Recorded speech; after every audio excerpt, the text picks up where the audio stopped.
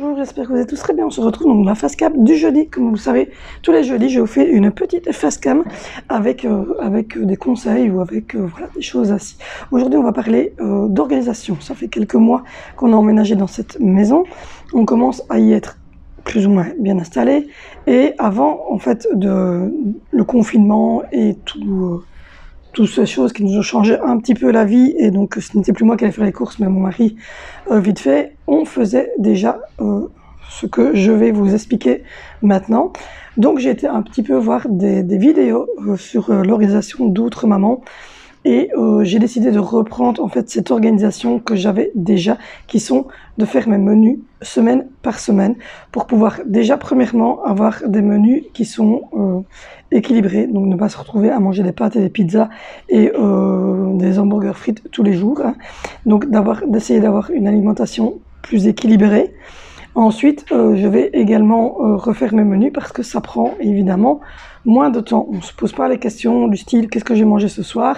Alors ça arrive qu'on interchange 2 repas dans une semaine, simplement parce que j'avais prévu les pâtes bolognaise le mercredi et que le lundi on a envie de pâtes bolognaise. Donc c'est pas un drame, hein, on échange les 2 repas, mais en tout cas il y a 6 repas parce que moi le samedi je mange chez ma maman.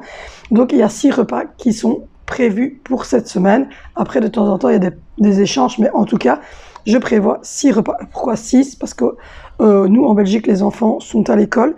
Ils mangent à l'école le midi. Il n'y a que le mercredi qu'ils reviennent ici. Et le mercredi, comme vous le savez, nous, enfin, en tout cas, moi, chez moi, je ne fais pas de repas chaud. Je trouve que ce n'est pas utile et que ça ne sert à rien au niveau nutritionnel. Donc, nous, on mange plutôt des tartines, ou des petites crêpes jambon fromage, ou on se fait un petit plaisir le mercredi, les enfants vont chercher un dago ou quoi, parce qu'on habite en ville, mais en tout cas, je ne fais pas de repas chauds sur la journée. Donc il y a 6 repas simplement, parce que bien souvent, il y a des restes pour le lendemain midi, donc ce qui fait que moi je suis toute seule le lendemain midi, donc je mange, s'il y a des restes, les restes, ou je me fais moi, quand je suis seule, un petit plat froid avec du jambon, avec du saumon fumé, des choses ainsi. Donc je vais prévoir 6 repas. Je vous mets ici la liste que je ferai. Ne vous faites pas attention, il est marqué Happy Réveillon dessus. C'est parce que c'est quelque chose que j'ai pris sur Pinterest et que voilà, et que je trouvais très joli. Donc voilà, mais il est marqué Happy Réveillon, mais c'est pas ce qui m'intéressait, c'est pas grave. Mon chéri va évidemment me sortir donc une dizaine de feuilles que je puisse avoir pour au moins 10 semaines de feuilles pour faire mes menus chaque semaine. Et comme vous le voyez, il y a tous les jours de la semaine et il y a matin, midi et soir. Évidemment, moi, vous doutez que c'est uniquement pour le soir, puisque le matin, on mange des tartines ou si on a fait des crêpes comme hier, on mange une demi-crêpe avec les enfants le matin, après je vais les crêpes, ou ils vont manger des petits pains au chocolat ou un bol de céréales selon le matin, voilà. Je reprends, en fait, il n'y avait plus de place, donc j'ai été vider mon téléphone. Du coup, je disais que donc les enfants, le matin, mangent un peu voilà, des céréales, des tartines, des crêpes quand j'ai fait des crêpes le jour avant, des galettes quand maman fait des galettes, des choses ainsi. À midi, pour le moment, ils mangent des tartines, mais les petits, donc Angelina de surcroît surtout, parce qu'elle est petite et que de repas c'est pas trop grave, et Zoé et Valentino mangent normalement des repas chauds, mais avec le coronavirus, les écoles ne font pas de repas chauds pour l'instant. Donc voilà. Donc moi, je ne fais que donc les menus pour les repas du soir. Et le samedi, je ne prévois rien, puisque le samedi, c'est ma maman qui nous fait à manger. En fait, elle nous invite et on mange tous ensemble chez ma maman. Donc voilà. Et donc du coup, à peu près une fois par mois, on se fait ou un quick, ou on se fait livrer de temps en temps par un petit resto du coin, un petit plat quand j'ai pas envie de manger, ou quand de cuisiner, ou quand les enfants le vendredi on se dit bah tiens on se mange un truc comme ça et puis après on regarde des films. Donc du coup voilà le petit encart pour ce qui est des repas, des menus. Donc moi je fais à peu près les menus tous les week-ends pour la semaine qui arrive jusqu'au du lundi au lundi. Donc voilà, et donc bien souvent le samedi, samedi matin ou quoi, je fais les menus et je les remets pour la semaine suivante. Donc voilà, ensuite la deuxième chose que je vais changer, c'est la liste de courses. Donc voilà un exemple. Alors ils ont marqué Happy Réveillon, hein, c'est sur Pinterest. Donc voilà, je m'en fous un petit peu. Moi ce qui m'intéressait, c'est qu'ils avaient chaque fois mis, comme vous le voyez, les rayons différents. Donc, et donc vous avez des rayons viande, vous avez boissons, vous avez autres, vous avez l'épicerie, vous avez... donc voilà, donc c'est plusieurs trucs comme ça. Et c'est très bien parce que du coup, quand je me balade dans mon grand magasin, donc chez Colruyt, grosso modo, il y a... C'est des gros rayons, c'est pas comme chez Lidl, c'est pas racrafouni l'un sur l'autre très proche. Donc du coup, quand vous avez fait ce côté-là, ben, vous n'avez pas intérêt à vous oublier un truc parce que vous devez retraverser tout le magasin. Donc je trouvais cette liste très intéressante, comme ça, ben, moi je commence en fait par le côté viande, poisson et tout ce qui est charcuterie et tout ce qui est voilà, jambon, etc. Et puis ensuite, je me dirige alors vers le milieu du magasin pour tout ce qui est autre alimentation. Et je finis par le rayon frais, puisque bien souvent c'est des salades, c'est du fromage, c'est des yogourts, donc c'est des choses qui sont assez fragiles. Donc on met au-dessus, après avoir pris les boissons, etc., on le met au-dessus du caddie. Donc voilà. Donc du coup, cette liste de courses me semblait super, super intéressante. Et donc, du coup, celle-là aussi, mon chéri va me la sortir une dizaine de fois pour avoir, disons qu'on fait des grosses courses une fois par mois chez Colruyt. Donc, elle me servira pour ça. Après, on va chez Lidl de temps à autre faire une petite recharge entre les coups, mais c'est souvent le pain, des collations pour l'école et des petits yogourts, du fromage, les choses fraîches que vous ne savez pas maintenir et que vous ne savez pas congeler. Je vais congeler des yogourts et je vais congeler du jambon. Donc voilà. Donc ce sont des choses comme ça. Mais alors, à ce moment-là, on va juste chez Lidl et on fait voilà, on fait des petites courses. Et bien souvent, c'est mon chéri qui va vite chez Lidl après son taf, qui prend quelques bouteilles de jus, qui prend voilà, ce qui me manque et voilà, mais déjà, c'est rare quand ils rachètent de la viande ou des boissons importantes ou du lait et des choses ainsi. Ça, c'est pris en gros chez Colruyt. Et donc, cette liste de courses va évidemment très bien me servir pour aller chez Colruyt. Ensuite, je vais vous parler un petit peu du bass cooking ou du meal prep. C'est vous qui choisissez. Je savais déjà longtemps que je parle de vouloir faire ça.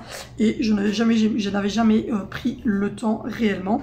Et ben voilà, il fallait investir un petit peu. Donc, j'ai investi dans un mixeur, j'ai investi dans des boîtes de plusieurs grandeurs et là je vais aller chez Action pour regarder un petit peu au niveau encore des boîtes et pour regarder encore au niveau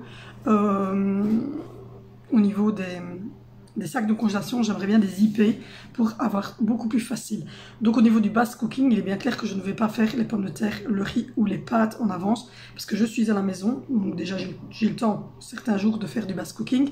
Je suis à la maison et donc comme je suis à la maison, oula, j'ai une petite tache. Voilà, c'est parti. Oh là là, j'avais une tache. Comme je suis à la maison, ben fatalement j'ai le temps quand même le soir de cuire les pommes de terre, de cuire le riz, de cuire les pâtes, de cuire ce que j'ai envie. Mais j'en ai marre en fait de manger des blancs de poulet cuits nature tout le temps parce qu'on n'a aucune idée ou j'ai pas le temps à ce moment-là de chipoter et de faire des sauces et tout ça ou de prendre des sauces bolo en pot et de les foutre dedans. Enfin non.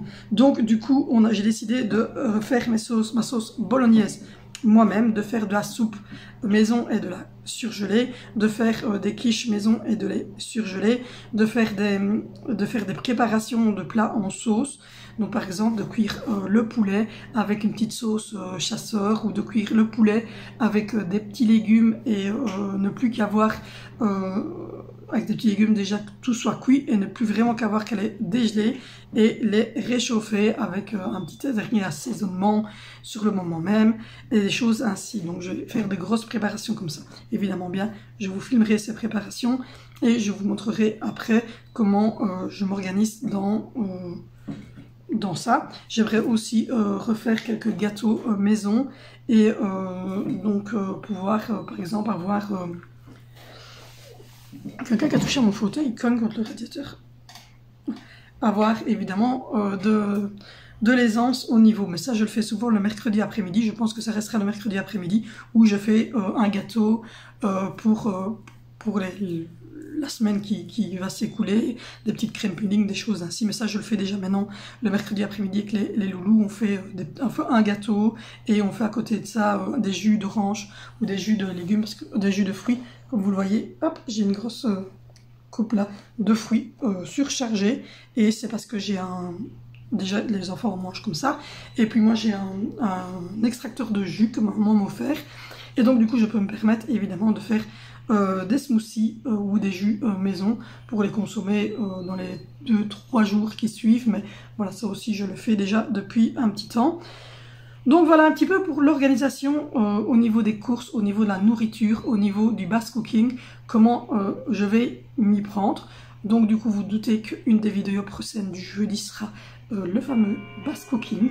Et mais pour ça je dois d'abord aller chez Action parce que je n'ai pas encore assez au niveau des boîtes de congélation, au niveau de tout ça. Donc voilà, j'espère que ces petites informations vous aideront vous aussi au quotidien et que vous pourrez prendre exemple sur ma liste de courses ou sur mes menus. Et donc voilà, donc du coup je posterai régulièrement aussi les menus de ma semaine, comme ça vous pourrez évidemment les voir.